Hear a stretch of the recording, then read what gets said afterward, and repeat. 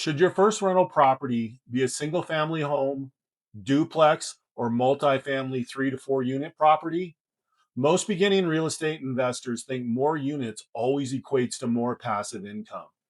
That's actually not always true.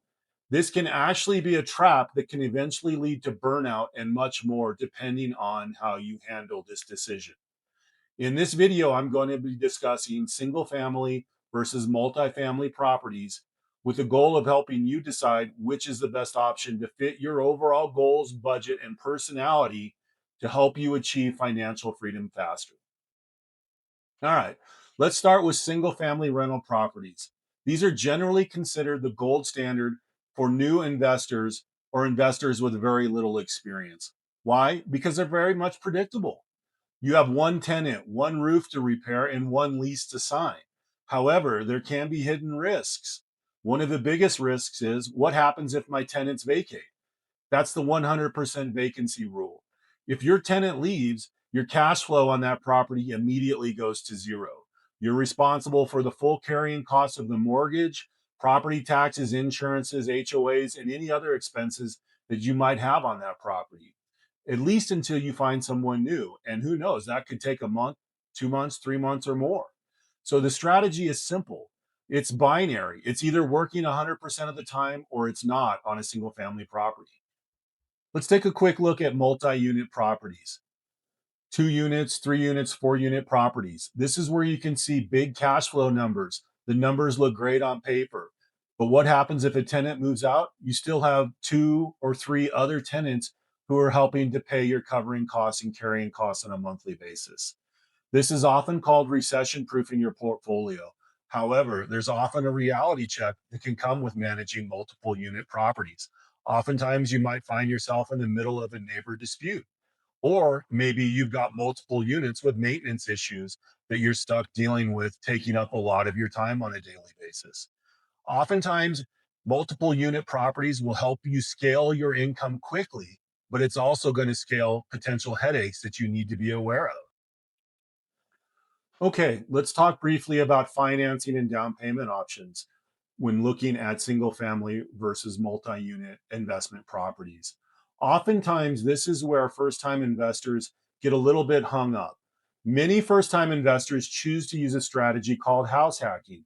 And this can be a great option if you don't already own a property that you want to continue living in. Essentially, house hackers take advantage of a rule offered by FHA that allows them to put down as little as 3.5% when purchasing multi unit properties. The catch is you have to live in one of those units for at least a year for that financing to work.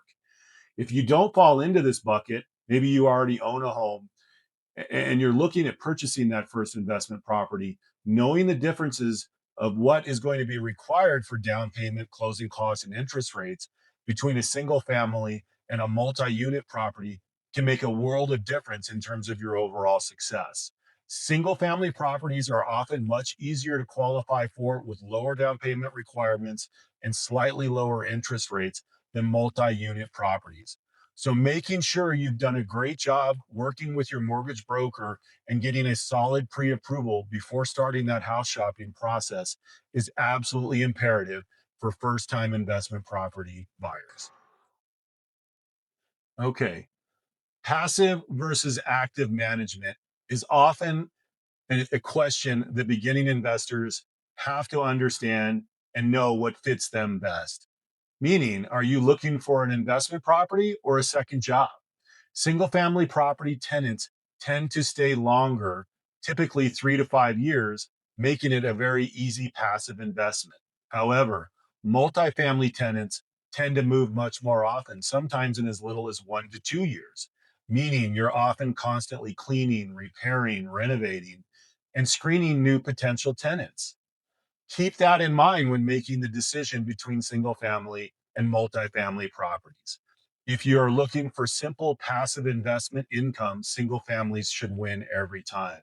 However, if you're willing to put in a little bit of work and want to grow your wealth aggressively and don't mind a little bit of difficulty along the way, a multifamily property is definitely the way to go. So, what type of investment property is right for you?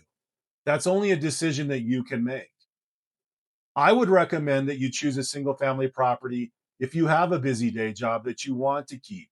You want to have a little bit lower stress level when managing these properties and prefer steady long term appreciation growth.